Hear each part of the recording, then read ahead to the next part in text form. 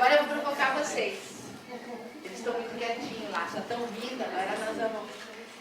Qual é o eixo da aprendizagem? Agora vamos fazer uma reflexão aqui juntos para a gente entender essas questões todas que estão sendo colocadas aqui.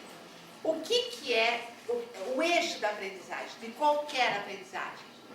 É o pensamento, é a reflexão. Tá? Qualquer aprendizagem ela vai se substanciar em torno desse eixo que é o pensamento, certo? Então, nós educadores temos de ser provocadores de reflexões, de pensar. Nós precisamos que a nossa mediação provoque no aluno o pensar sobre, correto?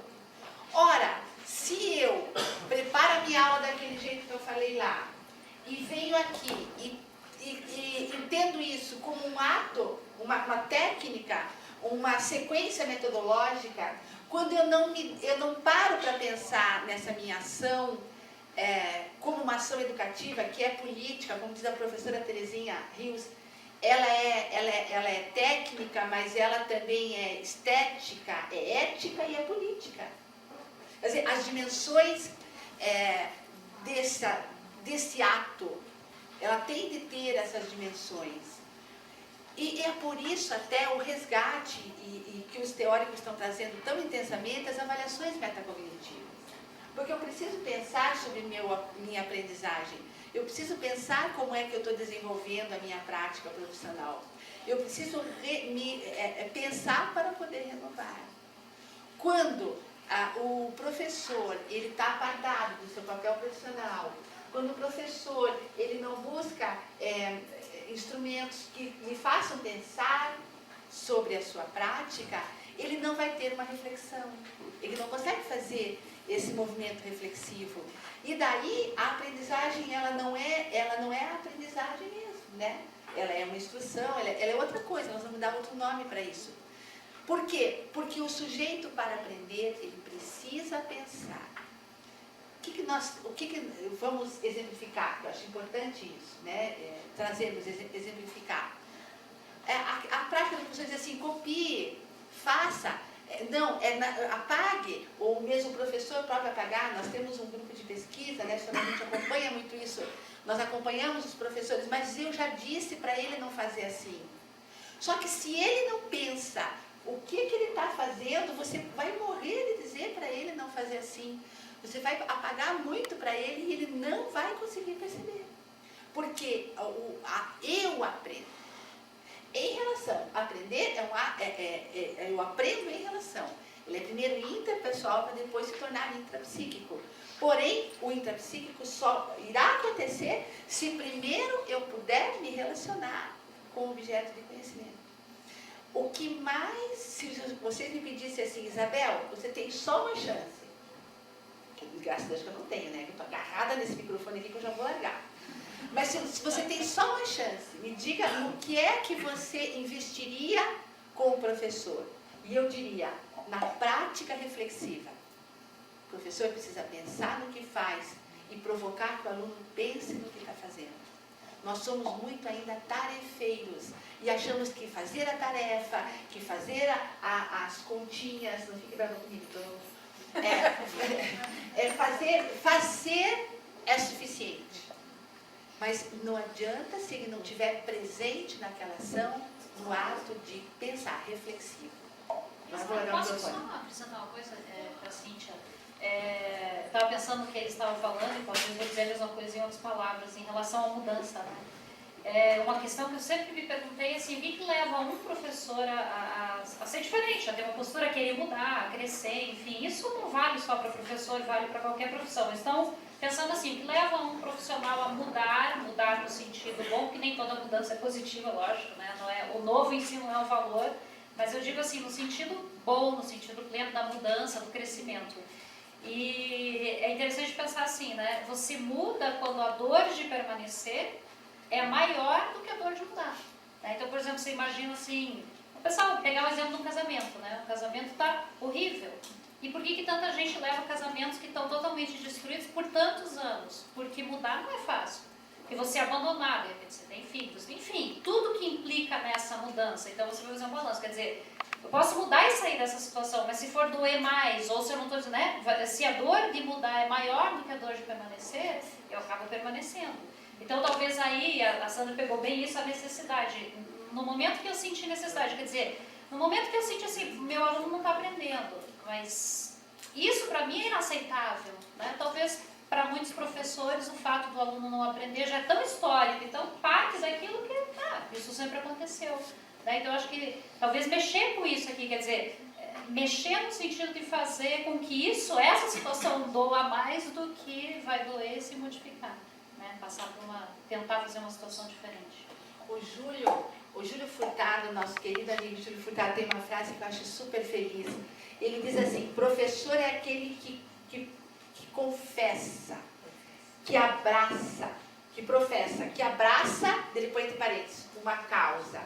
E que vive, e entre parênteses, um ideal. Acho tão lindo isso, gente, não é? Eu queria ter escrito essa frase. Eu acho que se eu tivesse trabalhado mais, eu teria escrito. Porque eu acho lindo isso. Então, é aquele que professa, que abraça uma causa e que vive aquilo. Quer dizer, acho que esse é o professor do qual nós estamos.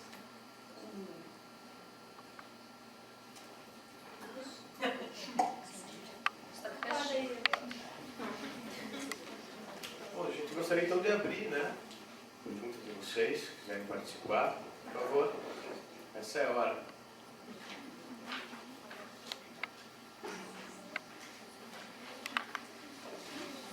Estou me sentindo aqui meio fora do ambiente. Eu sou mãe de aluno, então eu não sou da área de educação, mas eu vivo 3 momentos bem interessantes na minha vida, assim, na minha casa. Eu sou mãe de uma criança especial, que é um estudo integral, tem 12 anos. Tenho um filho que está se preparando para o vestibular e estou no 4º ano da faculdade de nutrição. Então eu convivo com 3 realidades bem complexas, né? Mas o que mais me chama a atenção é eu estar numa faculdade e perceber que aquelas minhas colegas, né, crianças, adolescentes de 20 anos, não sabem pensar. Sabe? Isso é muito triste, né? E você vê que não saem profissionais e que não aprenderam a pensar. Daí isso é responsabilidade de quem? Né? Da família. Então eu acho assim que vocês aqui, professores, estão de parabéns no sentido de estarem se propondo a crescer e tal, mas porque é muito complexo ensinar outras pessoas a processar, né, como você falou, a processar. Então, eu acho que esse é o papel mais importante dos professores. Né? Mesmo meu filho especial, que tem dificuldade cognitiva, não consegue ainda, né, perceber, mas ele, talvez assim, muita coisa ele pense e reflete melhor até do que pessoas que são alfabetizadas. Então, Isso nos faz pensar. Não é uma pergunta, é uma constatação, mas essas pessoas que você está falando são realmente fruto de um ensino tarefeiro, não é? Só que o que eu chamei aqui, isso não é novidade, né, gente? Que são frutos do tarefeiro, né, da aula, né? O professor deu e ninguém pegou, essas aí não pegaram, tá? Agora vamos você falar assim. Como é seu nome? Desculpe. Raquel. Eu gostei que você falou, né, Raquel? Umas crianças lá na sala de aula, né? Umas crianças com 18, 20, 23, né? As nossas alunas de graduação do diurno têm mais ou menos essa idade. No noturno, onde eu trabalho, nós temos alunos com um pouquinho mais de idade, 30, 35. Mas essas que você falou, Raquel, são frutos dessa escola que o Ian abriu a nossa conversa aqui. Fruto de uma época onde já se falava em deixar o aluno construir conhecimento e que professor e aluno deveriam dar lado a lado. Ou seja, o ensino tradicional deu ao Brasil uma massa na leitura. Vou repetir, até a década de 70, a sociedade não precisava da escola para ser leitora. Depois daí, quando a democratização do ensino veio e todas as classes sociais entraram na escola, A escola precisava ensinar a ler e não ensinou. Aí veio a crítica ao ensino tradicional e o ensino construtivista e espontaneísta, aquele que diz que o aluno aprende sozinho a construir a sua vida intelectiva, deu nisso aí, dessas meninas e meninos na graduação que não sabem pensar, não é? Agora a gente ainda é tempo de ensinar.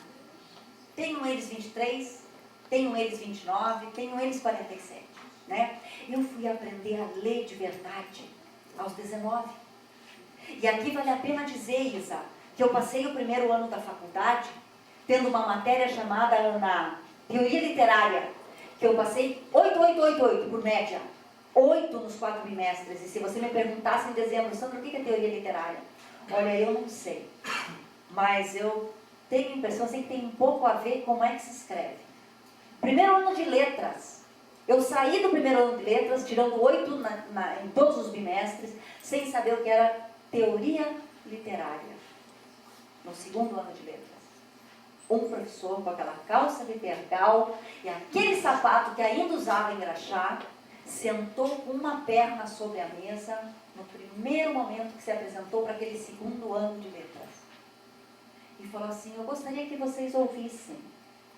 Eu não posso fazer, estou com as duas mãos ocupadas, mas gostaria muito de fazer o gesto que ele fez. Uma perninha sobre a mesa, a outra em pé. Ele folheou um livro e começou a ler. Uma página, a turma discutindo em voz alta. Segunda página, os desatentos a conversar. Terceira página, e a sala inteira se aquietou para ouvir. Deu 5 minutos antes de ter aquele tempo de aula. Ele falou assim, eu vou anotar o nome do livro e gostaria que vocês comprassem. Foi quando eu aprendi a ler.